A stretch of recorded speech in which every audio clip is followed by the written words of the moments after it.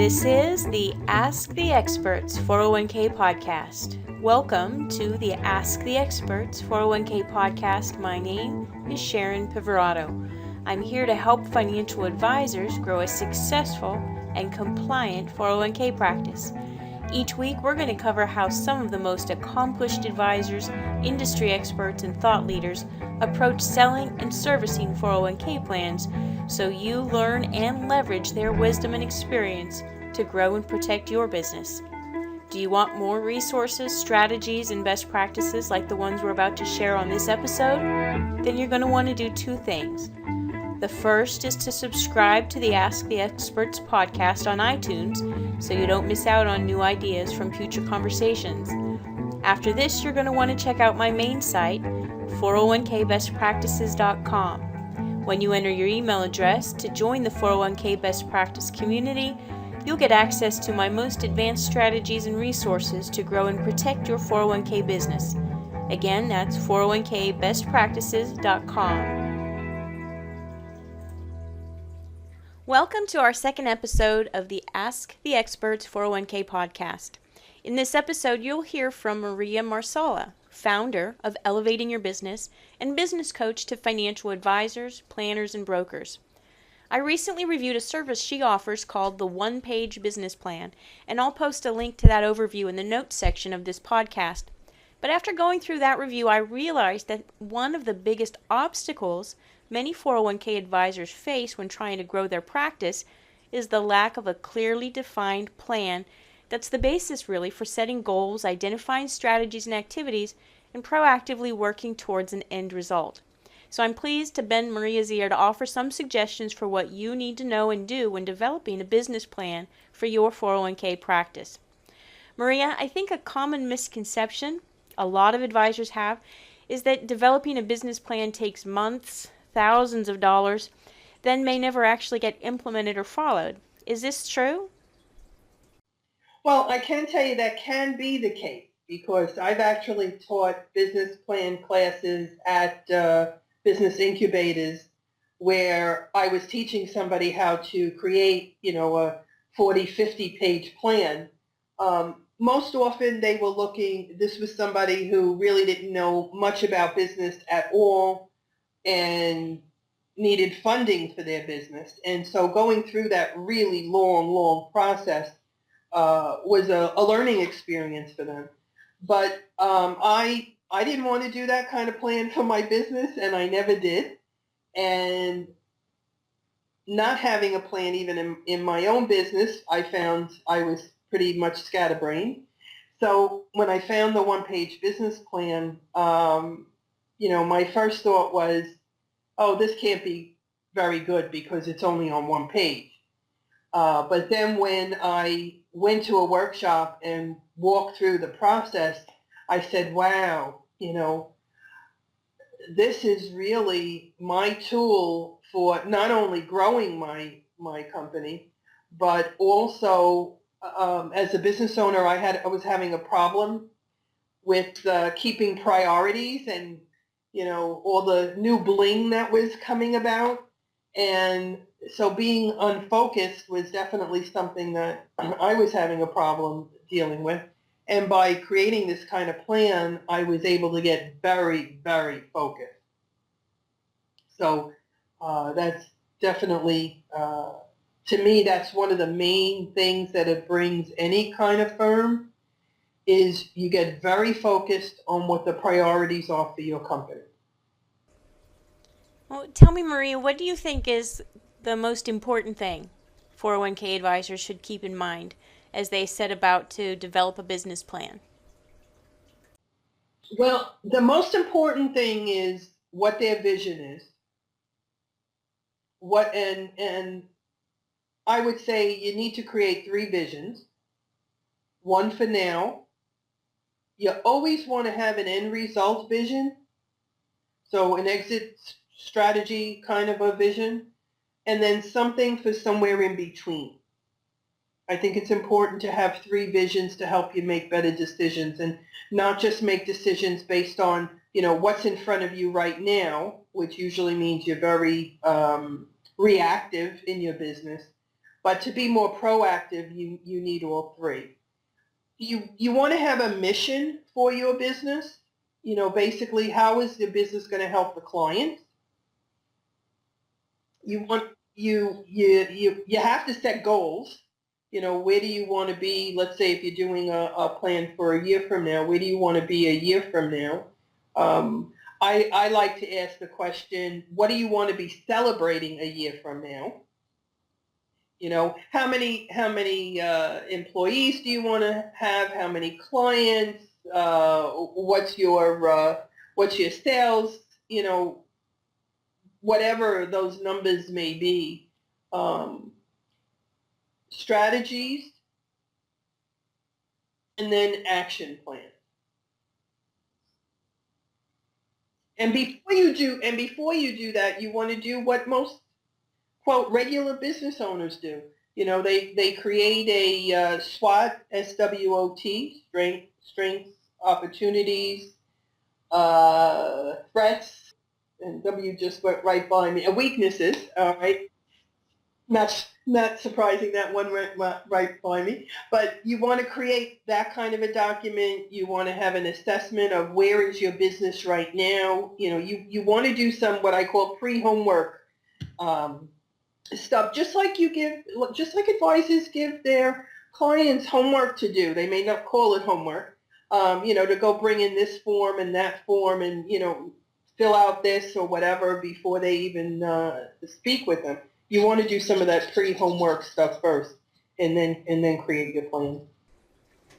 So, Maria, let me ask you, how do you assess kind of where you are now in order to come up with kind of your SWOT? Anybody who joins my newsletter, I give out a business checkup or a business audit. And it usually takes no more than 15 or 20 minutes to fully create, because it's 3 different assessments in one. But it really lets you take a snapshot of where your business is right now. And I recommend that for clients with teams, that they actually give those 3 assessments to their staff and, have a conversation about things. Because sometimes what you think as a business owner is happening is not necessarily the reality of what other people are seeing, and other people's perspective is really, really important. But you want assessments that are very easy, you number something from 0 to 5 and you don't have to add stuff up. You check boxes off, that kind of assessments really, I find, are much more appropriate, especially since people are more willing to complete them.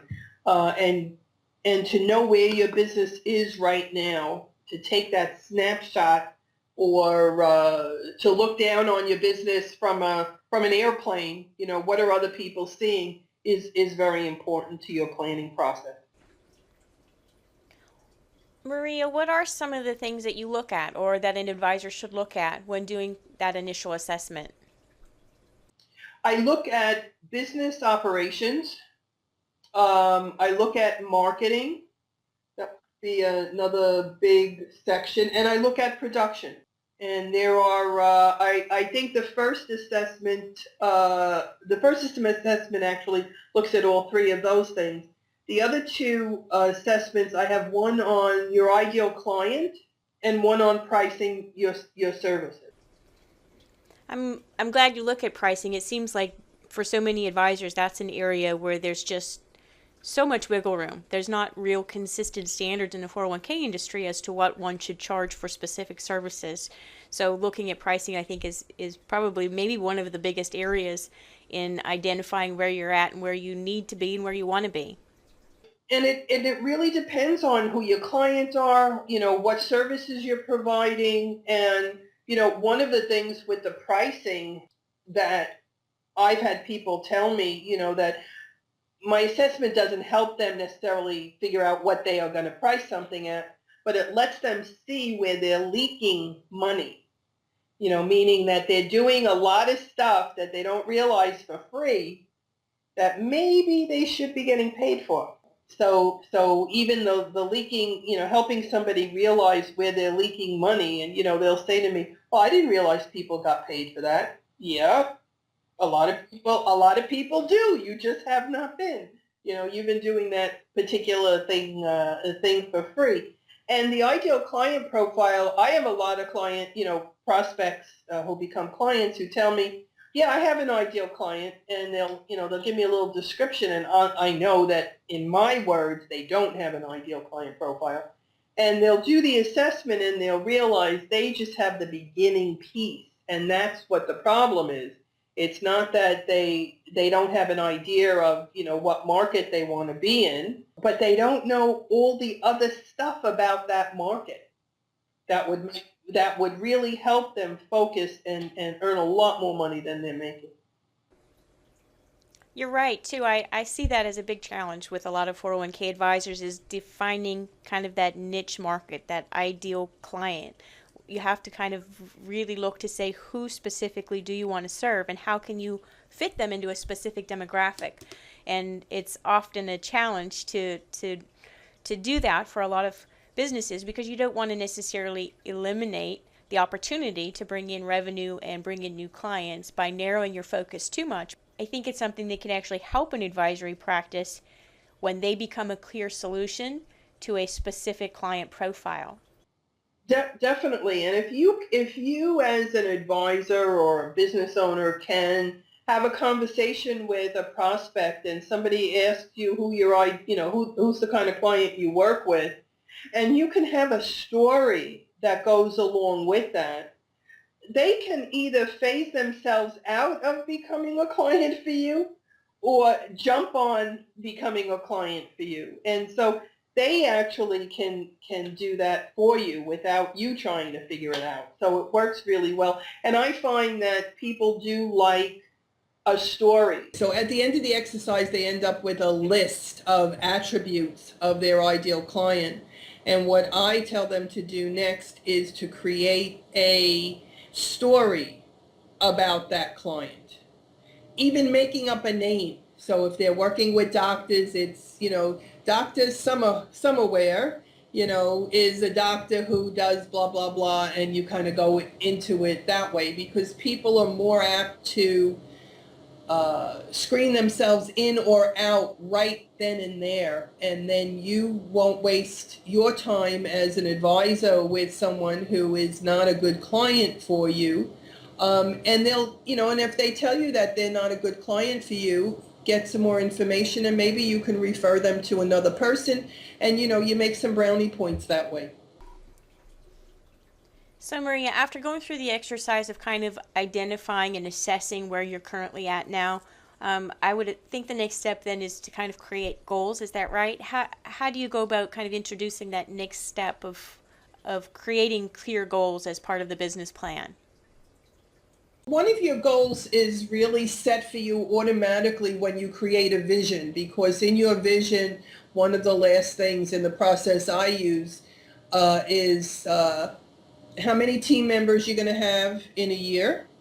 Let's just say if you're looking at the one for a year, what your assets under management might be in a year, and what your profit, whatever number you want to put, whether it's sales or profit, gross, will be. So that really is what you're looking to make sure you accomplish when you write your goals. So your first goal is going to be, if you only have 2 people on staff right now and one of your goals was to have 5, well, you want to increase the amount of staff from 3 to 5 by a certain date. The same thing with the assets under management. You can put that as one of your goals. And what is it now? And what do you want to increase it to? And your profit. What's the profit? Because sometimes the assets under management, is not a clear enough number to figure out, what exactly your profit is. So to create your goals, that's the beginning of it. And I have clients create 9 goals, and those goals are going to go back to helping you create the vision that you expect to have in the next year, let's say, on a 1-year plan.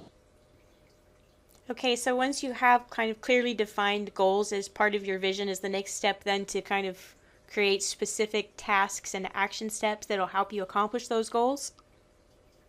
Well, I think the first part would be, before working on the action plan part, is to really take a look at the strategies. And for each strategy, on the process I use, the one-page plan, you'll create 3 strategies. So you'll create 3 specific strategies. So let's say you want to, one of your goals, was to increase the assets under management. So in the strategies, you've got to have strategies down there that are going to help you to do that, whether it's online marketing, and then you're going to have 3 ways you're going to do online marketing. If it's going to be in-person marketing, what are 3 ways you're going to do in-person marketing? So if I had to say what's a big mistake people make, other than not writing this stuff down, which only, according to statistics, 11% of advisors have a plan, the other piece is that they don't take the time to figure out what the best strategies are for reaching their ideal clients. And so any strategy that anybody is doing, they're going to try, and it's probably going to be too many strategies, and they're not going to be consistent, so they're not going to get the results that they really want.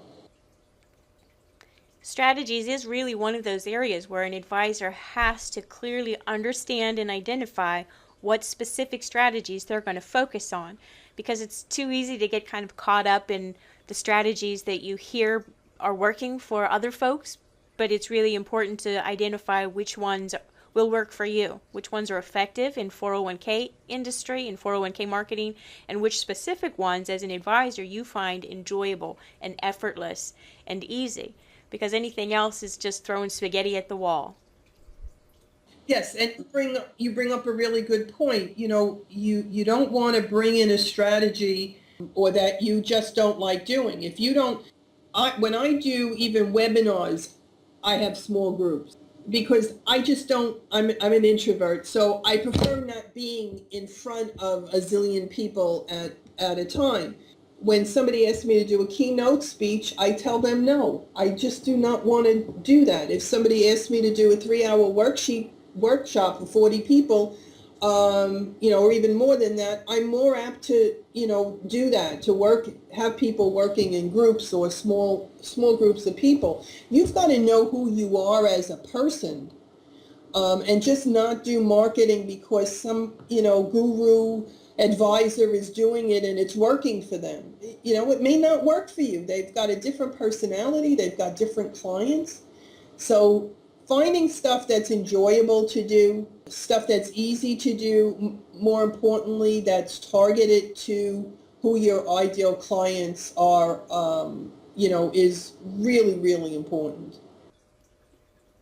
So Maria, once an advisor then identifies what strategies or tactics they're going to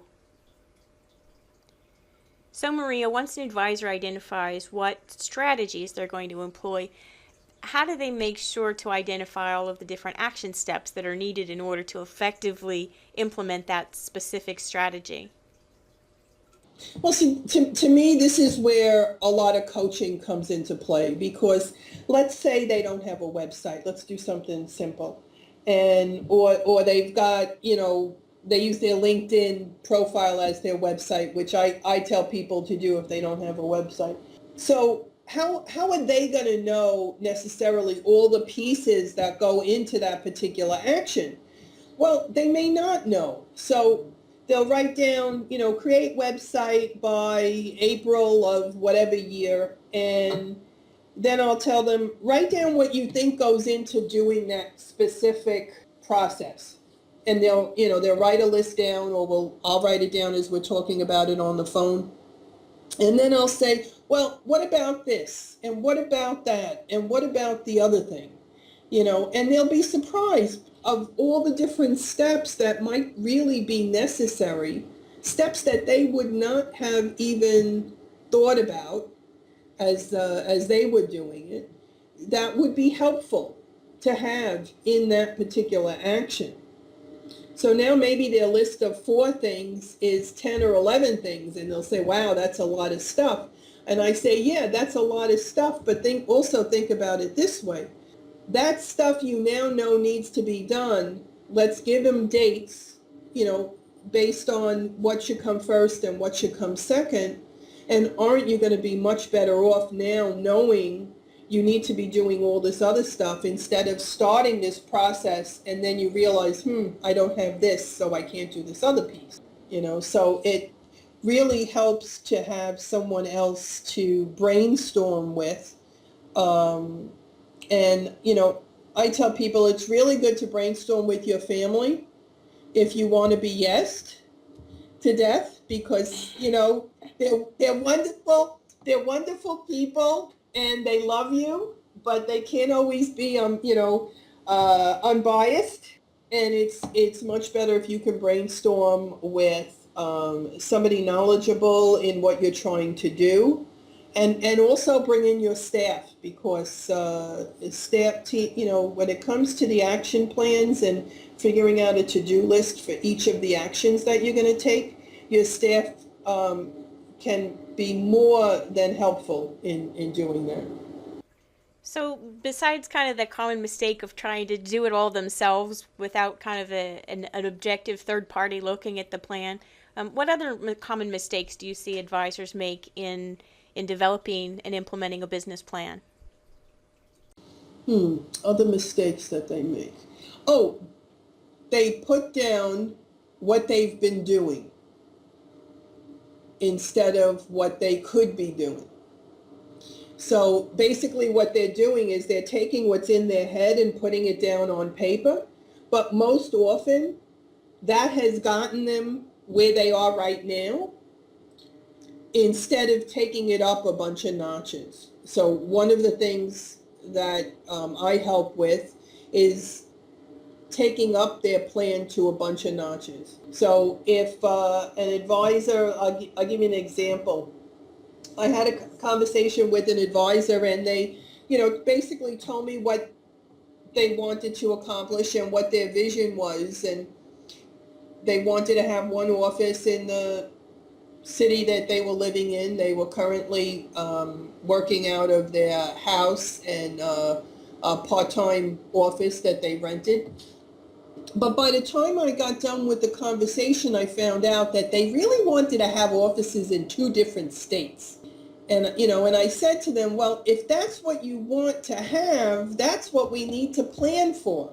One of the issues that usually I hear about is, that an advisor is frustrated and struggling with all the stuff they need to be able to do, and how they end up being more reactive than proactive. Well, if you make every business decision based on where you are now and where you want to end up, your firm will be much better off, as will all your staff and yourself. The other mistake is that they put things down that are comfortable. So, maybe they're making X amount of money this year and they figure, well, next year I should be able to make, $50,000 more. I'm just using, small rounded numbers here. That's usually a very comfortable number. If you're comfortable where you are, complacent where you are, right now in the money end of your firm, you'll pick those very comfortable numbers. But if you want to really succeed, you need to be a little uncomfortable with the numbers that you pick. That'll give you more of a push in all the different strategies that you pick. And that will bring you up a level or two, definitely in your business. Now, you still want to be realistic. You don't want to say that you're going to go from $250,000 to $500,000, but, you don't want to hire anybody new. I mean, that's, kind of not being realistic. So you want your number to be realistic, but you don't want it to be comfortable. You want it to give you a little push, which will give you an edge on accomplishing that. All right, so Maria, it seems like a lot of what I hear you talking about refers to a team and individuals to help fulfill or implement the action steps. What do you say to the advisor that's listening that's a one-man shop? I mean, is building or developing a business plan really important if you're just a one-man shop? Yes, and if you don't have a team, let's look at putting one in place. And it doesn't necessarily have to be a team of employees. It could be a team of consultants. Once you hire a coach, for example, you now have a member of your team. If you hire a virtual assistant, you have a member of your team. If you hire a web designer, you have a member of your team. So you can, and most solo business owners do create a team based on hiring consultants to help them out. So once an advisor has developed this business plan, what can they do to make sure that it doesn't just sit on the shelf, get in the file, and not actually become part of how they run or manage their business going forward? Well, there's a couple of different ways. Number one, you should keep the plan on your desk at all times and make sure that anybody that you're working with has a copy of your plan. Even the consultants that you're working with, it'll really help them to help you in the best light possible. But the next piece of the answer is going to be anywhere from an Excel spreadsheet to a project management system. So what you want to do is you want to take the actions that you have created and actually turn them into the reality of what's happening in your firm. So let's go back to the web site again. If you have an Excel spreadsheet, you put the action on the top of the page, you put all the to-do lists down the side of the page, and you put dates on everything. You can put those things in your Outlook calendar, on the very simple end of doing them. On the more expensive end, you can create a you can learn how to use a project management system and actually put everything in a project management system and let the system remind you that, you need to do this by this date and this other thing by the other date. I have an online system that basically helps them to do that. So I have some clients doing Excel spreadsheets, and I have other clients using the online system to monitor their efforts, and then I have other clients who have large enough teams that they've been using a project management system, and they'll put everything in the project management system. And so you're doing this stuff every day. So if the next thing you need to do on your website is to create a name for your website and buy a domain name, what are the steps that go into doing that task? And then you give that dates and you accomplish those things on the dates that you say you're going to accomplish them. Now, one of the things I tell advisors is to not drive themselves crazy, but that they really need to put aside 3 hours a week at a minimum. 8 hours is nice, but 3 hours, at least in the beginning, to just work on their plan. That besides being an advisor at this point in your business, you are the business manager, and you need to do get those tasks done that need to be done. If you've got a team, then that means dishing out those action steps. If you've got a marketing person, you can say, this needs to be done by this date. Let's talk about what you need to be able to get that done. So there's no one way of executing the plan, but definitely, having something in some kind of a system that you are going to use and that your staff will use as you grow is really the way to go. Well, here's a question then, Maria. How much time should an advisor expect to spend on developing a business plan for their business? The regular 40 to 50 page plan can take somebody a month's worth of time. Minimum $10,000, anywhere up to $100,000. Okay, I'm at this point, I think a lot of people are about to click off and stop listening to this podcast. Are you serious? Well, that's the reality. Most people don't know that, you're talking about 4 hours of, 8 hour, 4 weeks of 8 hour days. That's a nice piece of change. So, it is, and it may take a little bit longer than that. And if you've got to put photos in it and other stuff, it's going to take even longer. But, that really is the reality. There are ways to shorten that particular reality. The Small Business Association Administration website has a template, for the longer plan, and that's still going to take you 2 or 3 weeks to create, because I've had clients who needed to create that kind of plan, and it was a more lengthy process. What I find is that more advisors need a kick in the rear more than anything, and I think that's what the one-page business plan provides.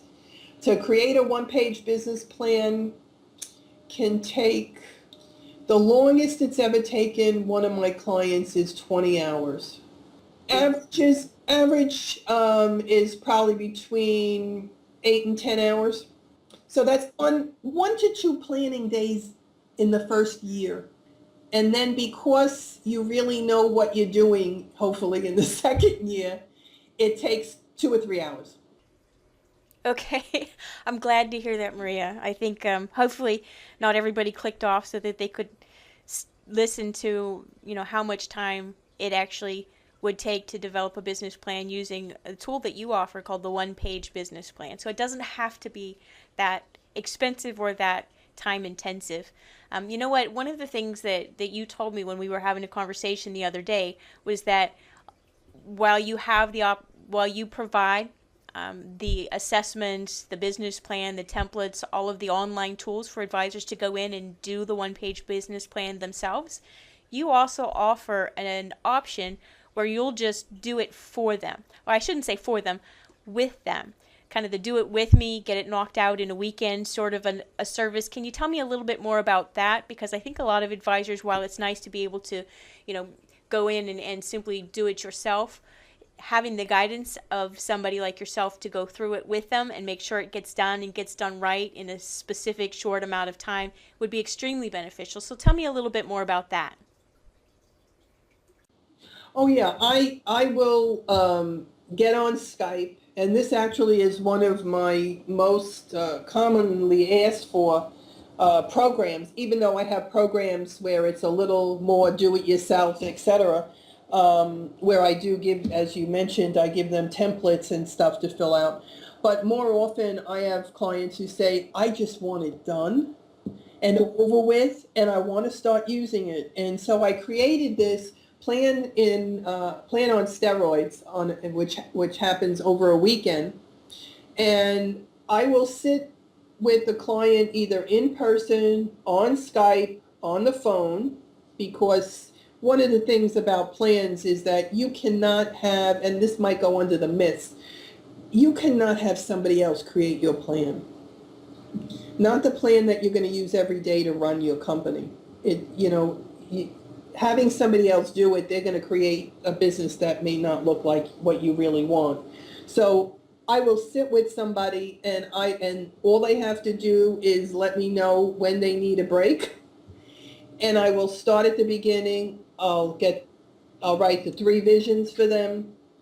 I'll do the mission statement with them, the goals, objectives, and action plans, and clarify everything they're doing and everything they say to me, which is usually why it ends up taking more towards 12 hours, sometimes a little bit more.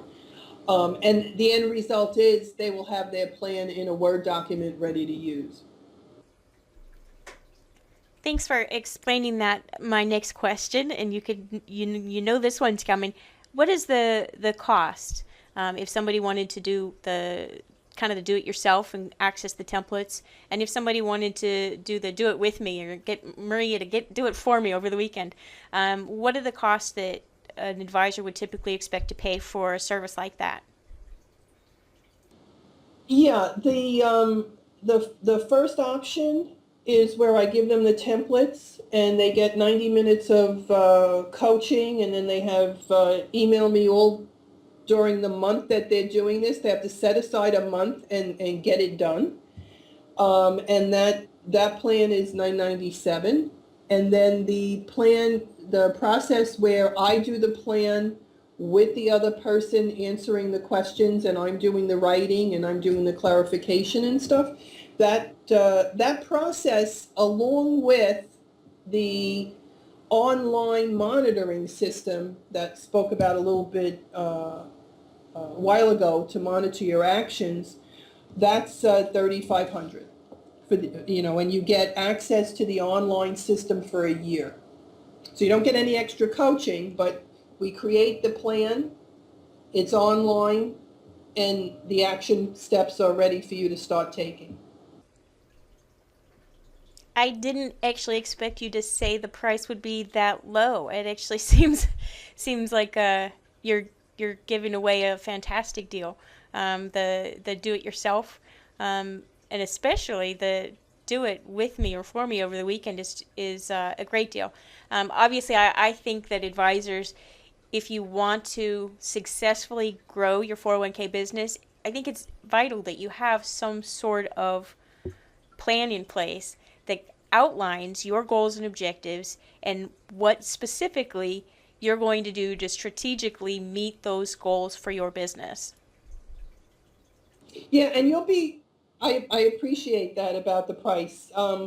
I think it's so really important for an advisor to create a plan, and I'll tell you what.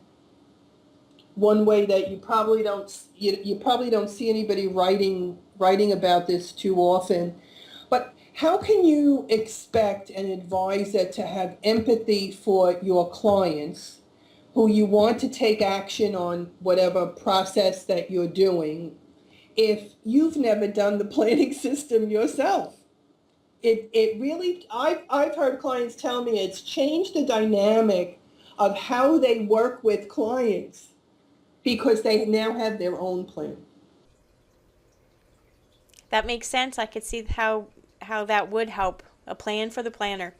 Now, Maria, if somebody wanted to get in touch with you, obviously you gave out some resources. The Small Business Association has a template, but you offer a one-page business plan. And based on the pricing that you just told me, I think if somebody wanted to develop a business plan, and they should, but if they wanted to look to get assistance in doing that, how do they contact you to learn more about the one-page business plan you offer and to get some assistance in developing that?